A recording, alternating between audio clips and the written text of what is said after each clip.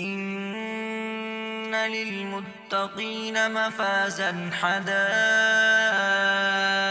وأعنابا وكواعب أترابا وكأسا دهاقا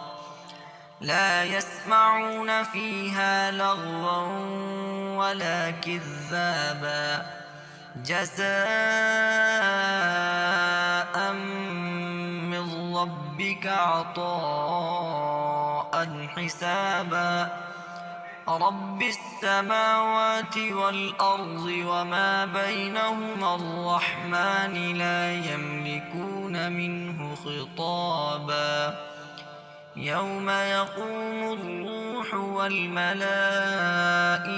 صفا لا يتكلمون إلا من أذن له الرحمن وقال صوابا ذلك اليوم الحق فمن شاء اتخذ إلى ربه مآبا إنا أنذرناكم عذابا قريبا